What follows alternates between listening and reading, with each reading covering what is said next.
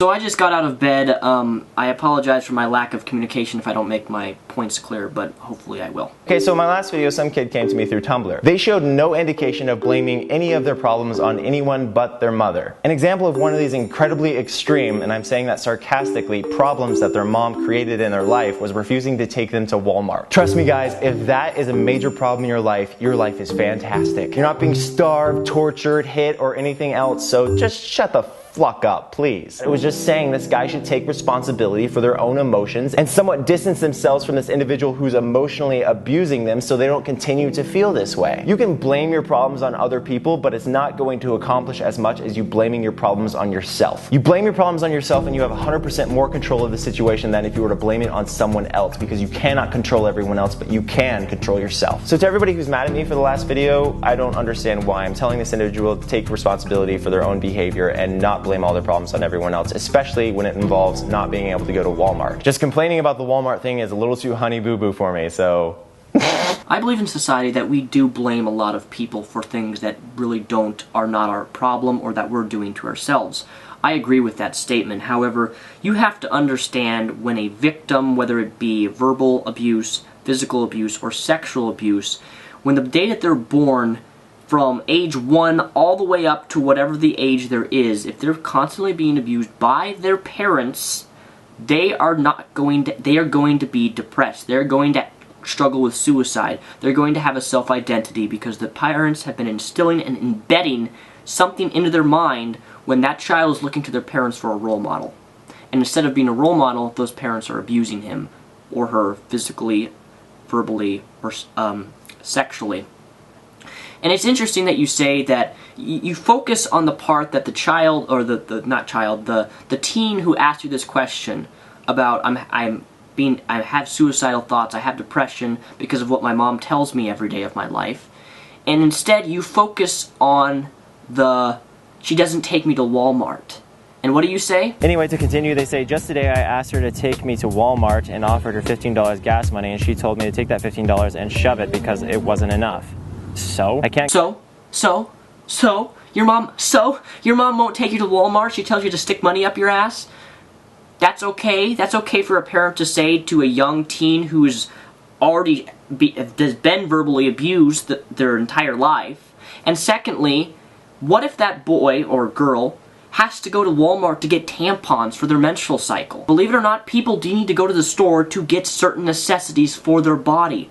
And what amazes me is you then say in the description of your video, and this is where I'm starting to wonder, I think you're actually attempting to troll here just to get a reaction out of people. But if you are, you're getting a reaction out of me, which is, I guess, not good. But the point is, I'm making this video because I want people to understand how a child development works and how the parents can influence that child for the negative or the positive. I feel incredibly sorry for the mother. Her kid is blaming his suicide thoughts on her doing things like refusing to take him to Walmart. She gives him a roof over his head, a room to sleep in, and clearly doesn't emotionally, physically abuse him, yet she gets the blame for all of his problems. Seems so unfair. This kid seriously needs to accept responsibility for his own feelings, as most anyone in this position would likely be fine.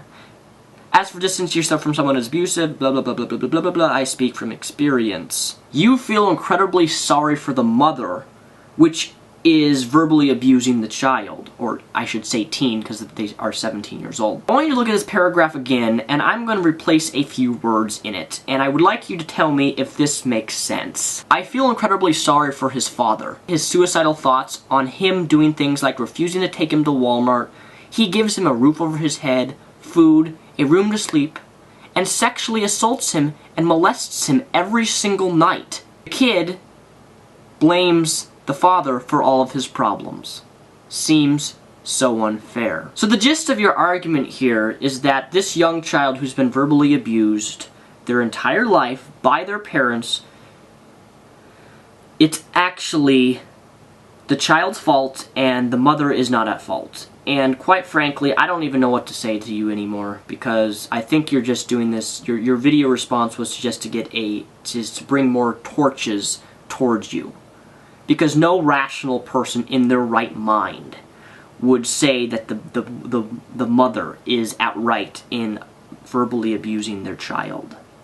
No one in their right mind would do that. But then, you're Onision. Are you ever in your right mind? And I completely agree that people, individuals, should take responsibility for the way they feel, but you have to take in consideration what is known as chronological depression. Some people cannot help being depressed. They really can't. They can't help but waking up every day and wanting to do themselves in.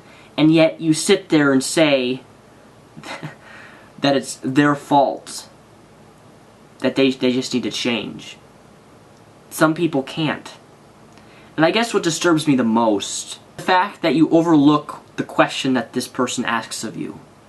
They gave you the example of Walmart to give you an idea of what they have to go through every day. And instead of focusing on the actual problem of the mother who's abusing the child and has been damaging and shaping their self-esteem all throughout their life, you defend the mother.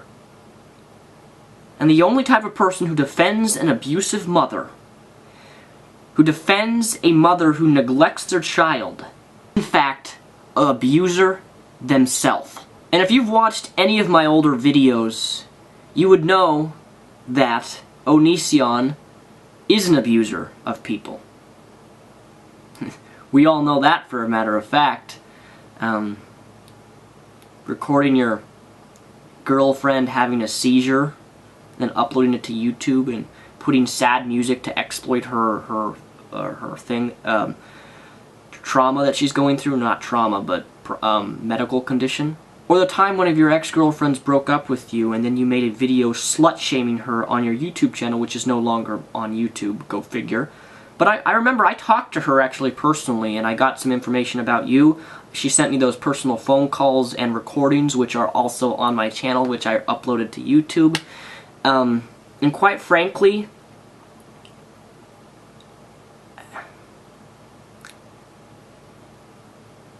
I hope you never have children, for the child's sake. Peace.